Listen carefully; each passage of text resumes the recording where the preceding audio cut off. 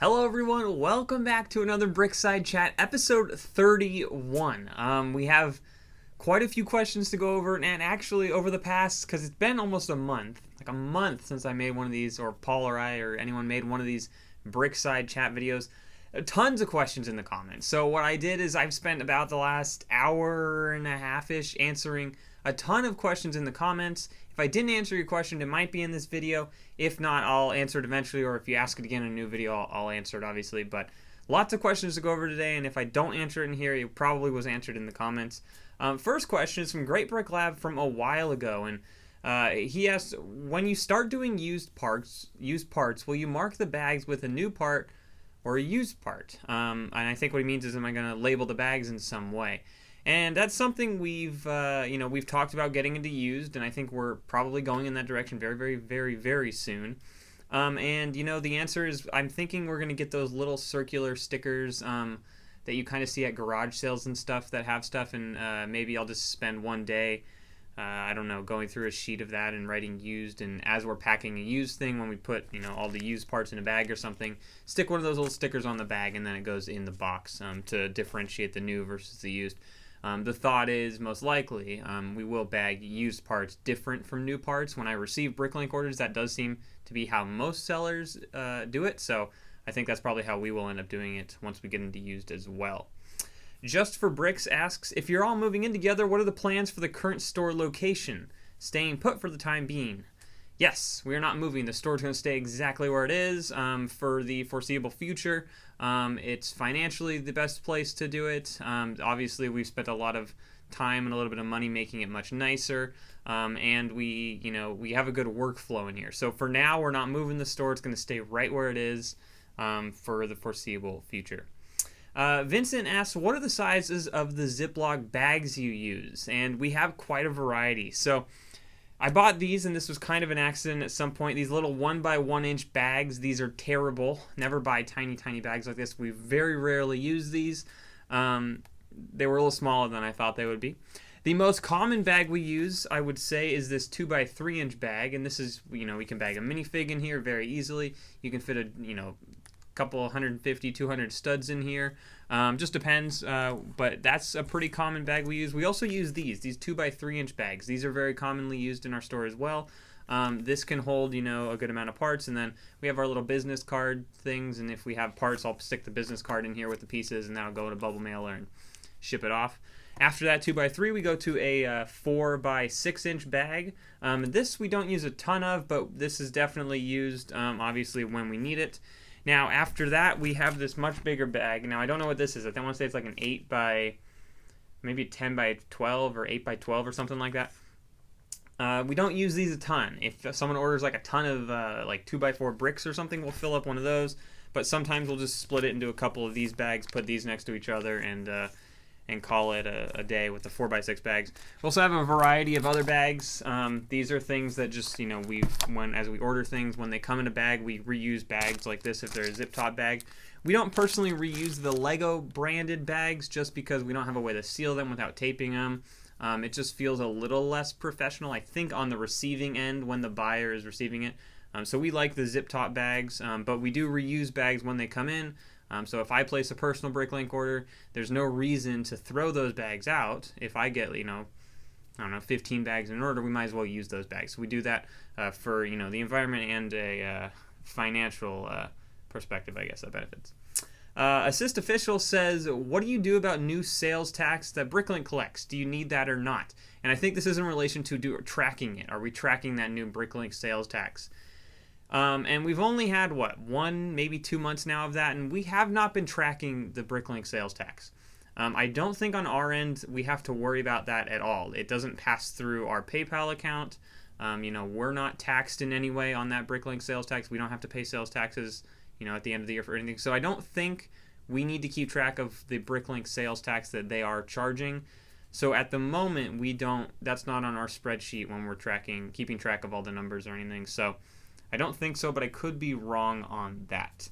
Next question is from David, who says, any thoughts on selling used versus new bricks? Is the cost of seeking large lots and sorting with the time, or sorting them out with your time, could you sell a used brick, and is it more cost effective than buying sets and selling a brick out of there after parting them out? This is something we've been struggling with for a while. There is a cost, it's a lot cheaper to buy a large amount of used Lego than it is to buy a large amount of brand new Lego in terms of like quantity of pieces and variety and stuff. Variety of used is going to be crazy off this, you're going to have crazy numbers. Great Brick Lab, that's a great store. He has a crazy amount of lots because he does a lot of used parts. And when you buy used lots of Lego, you pour it out, you have hundreds of different pieces just in one box, where when you buy a new set in that one box, you might have 200 different lots or something. So you have to keep, all that in mind and stuff. There definitely is profit to be made with used Lego, especially just in the variety, as well as, you get one lot that costs you $20, and the profit margin is significantly higher. You might get $150, $200 out of that lot of Lego that cost you $20, where if you spend $20 on a set, you'll be lucky to get $60 out of that set. So it just depends what you're looking to do. But yes, it is worth selling used and it is worth selling new. But the profit margins are much higher selling used. But there is a little bit more time involved. So it's kind of something you have to figure out and balance if you think it's worth it in the end or not. AKA Turbo 7 has quite a few questions here. First off, he says, I'm moving my store to a dedicated room that is 13 feet by 11 feet in size. I'm trying to plan I'm trying to plan how I need to set up the room to be most efficient.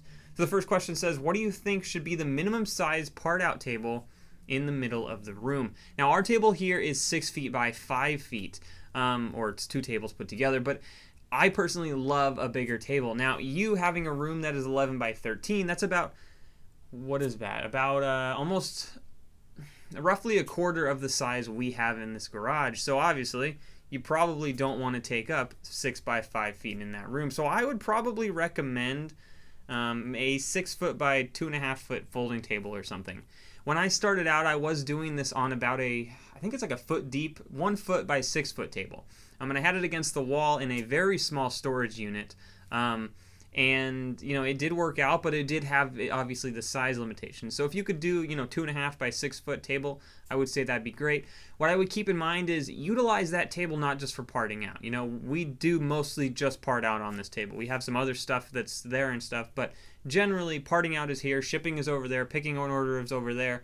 It's all different. It's all got its own spot. Definitely try to utilize it for multiple things. Don't just think you need a parting out table. You just need a table that you can use for a variety of things. So I also, had at some point thought about building a table into the wall that could fold up or fold down. So you could put that table away if you needed more space for, I don't know, whatever it might be. So you can think of different things like that and creative ways to store that table. But personally, I would say about a 6 foot by 2.5 foot folding table. Maybe you could get away with like a 4 by 2.5 or 3 foot table. But you do need a little bit of space to part out. Personally, though, I think the bigger the better. You have more places to put drawers and all that kind of stuff. But obviously, don't take up your whole room with a table. Next question from AKA Turbo 7 says, what do you recommend the ratio should be between small and large drawers in the Akro-Mils cabinets, and also for storing larger parts in larger containers? Now, I think a lot of this has to do with what your plan is. For us, we initially, until recently, maybe till about a month ago, we were buying a multiple of at least 8 of a set. 8, 9, 10, 11, 12. If we get more, that'd be great.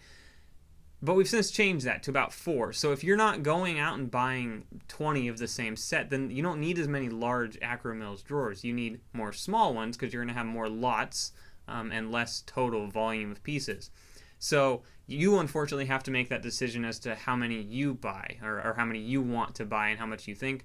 What I would say is don't fill up your wall until you 100% kind of understand what you're needing. What I would do is just go row by row or column by column and slowly build more drawers and numbered drawers as you're needing them. And that's what we did for the whole first wall. The big wall we have in the back. Just as we needed bigger drawers, we'd be like, okay, we'll buy some more big drawers. And we bought some more big ones and then more small ones. And we kind of mixed and matched until we realized what we needed. After that, we just did about half and half. We had half small drawers, not in number of drawers, but in number of units. So 2 units of the 24 drawer count or 24 count drawer units, and then 2 of the 64, and that was how we kind of built our columns. We are noticing now that we're starting to, because we're able to combine lots in the small drawers, we're starting to run out of large drawers because we usually don't double them up. So you may want more large drawers, but that's really up to you depending how many sets you're going to be buying at one time. As for large containers, we currently have 47 bins that are full of parts and or minifigs, or instructions as well. Probably going to get rid of those soon, but we have 65 or something like that total containers, and we're currently using about 50 of them. So that's up to you as well in terms of if you want to store your parts in there. We also don't really combine pieces. So if we have a half thing full of 2x4 red bricks, we're not generally going to pour in a different piece into that container. You may find it better to put them in a Ziploc bag, and then you can put, 5 different pieces in that one container. So it's kind of however you want to do it. But personally, I like the little, I think these are 6-quart containers, but they're perfect. They're Sterilite or something like that. They're called, I don't know what they're called. Some people call them shoe boxes. We call them bins. It's whatever you want to call them. But we currently have 60 of those. We use about 50 or 48 of them at the moment. But there could be a more efficient way to do that for sure. Last question is from AKA Turbo 7. Says, do you recommend any other storage solutions besides the Akro-Mils cabinets to maximize your wall storage space? Now, this is something that I'm going to put a link down below to a video from Brick Junkies. They do something a little bit different. They don't use Akro-Mils drawers. They use these little like containers that open up and have little dividers and stuff in them, and you can put different pieces inside of them. It's a long video. It's like 40-something minutes long, but if you skip about, 10, 15, maybe 20 minutes into the video, you'll see their little storage system that they have. Much different than Akro-Mils, and definitely, I think, more space efficient. Not as easy to pick orders, not as quick, but they can fit a lot more in the same amount of space that we utilize. So go ahead and check that video out if you're interested in them. Brick Junkies is a great channel. Brick Junkies also works with Brick Slayer, and they do a weekly a weekly live stream where they kind of talk about BrickLink, do some giveaways and stuff pretty much every Sunday night. So that's pretty fun. But yeah, go check out that video below. I'll have it linked. It'll be called Brick Junkies storage or system or something like that. Next question is from Dennis Morris, who says, a customer said that 1 out of 2 of his bricks were damaged. He said it looks like USPS ran it over. Do I refund the whole order and shipping, or partial? What would you do? So in this situation, and in most situations, we always want the customer to have the best experience with our store, so that in theory they will come back and place another order. So what we would generally do is probably refund them. Well, we do one of 2 things. If we have that brick, let's say they're just a standard 2x4 brick, if we still had more of those bricks in our inventory, we would send them a replacement brick free of charge, wouldn't cost them anything, and we'd send that immediately. So the day that we get that email from them, doesn't matter if we have a ton of orders to pack or something, that is going to get packed first thing before everything else to make sure it goes out that day, and they get it 2, 3, maybe 4 days later in the mail. Now, at that point, they should be happy they received a replacement part at no cost to them only a few days later. If we didn't have that part in our inventory, we would automatically refund that piece as well as the shipping for that order. So they'll get their brick, or their damaged brick, I guess, for free, and they'll get their shipping costs back. Now, for smaller orders, this does cost us money. We may not make any money with that order. We might lose a little bit of money with that order. For larger orders, it generally doesn't cause a huge issue. Generally, if we're missing only like one piece or something and we didn't miss it, or whatever it might be, we'll just refund that part as well as shipping, and it generally makes them happy. I did see that some people were recommending to just give them free shipping on another order. You can do that as well. You can offer them to come back and place another order. We just try to make it right in the moment so that they, in theory, want to come back because they had a good experience. Even though it wasn't a perfect experience, they did see that we tried our best to fix that problem. So replace the part would be our first solution, and then refund the shipping and the cost of that one piece. We would pretty much never refund the whole order. Only if it's like, I don't know, maybe their whole order didn't show up or something. I don't know. Never really refund the whole order, though. Next question is from Kyle M, who says, is it worth parting out these minifigures? And this is in relation to the minifig blind bags. He says it doesn't seem like anywhere close to 3 times value. Now, we don't necessarily look for a 3 times part out value when we're doing minifig blind bags. And the reason for that is, one, it takes very little time to part out, a minifig or put the minifig together or whatever, bag that, and then have 3 or 4 accessories. It doesn't take anywhere near as long as it would for a set that has 300, 400, 500, 600, 1,000 pieces in it. That's going to take a significant amount more time. So we don't need as high of a part out value. And in addition to that, we do not buy them at retail value. So we're not going to spend $5 per blind bag and then it parts out for $6 or something. The only way we will buy blind bags is if they're on a really great sale, or if it's this big bulk lot on eBay or something like that. We won't buy them at retail value. It is definitely not worth it. But yes, it is worth to part out those minifig blind bags, because the minifig, if you sell the blind bag alone with that minifigure, it might sell for $4. But if you part out the minifig and the accessories, depending what the accessories are, those can sometimes sell for a lot more, even more than the minifig when you add all the accessories together. So we do think it's worth parting those out, but not if you're buying them at retail value. And the last question of the week is from Ned, who says, how did you mount your ceiling lights? And Ned, I'm really sorry, this is such a long, this is so far away from when you asked that question, but we got these nice little hooks from build.com, and I'll put a link down below to these specific things, but these, if I unscrew this, kind of clip onto the drop ceiling, and then they have this kind of screw that sticks out. Now, our LED kind of shop bar lights, I guess, had small little holes where these clips kind of could clip in to hold in the LED lights that were in the thing. So what we did is we just drilled that hole a tiny bit bigger. We installed these on the drop ceiling. The lights kind of fit up into them, and then we took the covers off the lights so we were able to screw this nut on. Screwed that on and then put the covers back over, and it was pretty much flush to the ceiling.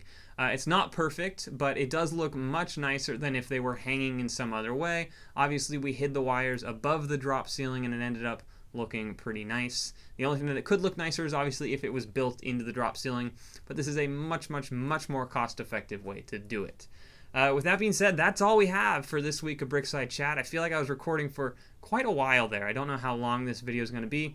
Thank you guys so much for watching. I really do appreciate it. If you have any questions for next BrickSide Chat, which will be in 2 weeks, go ahead and put them down in the comment section below. If you guys like this video, go ahead and give it a thumbs up. And if you're not subscribed, go ahead and click that subscribe button. We have 2 videos coming out every week and hopefully a stream every-ish Saturday. Thank you guys so much for watching. We'll see you all in the next video.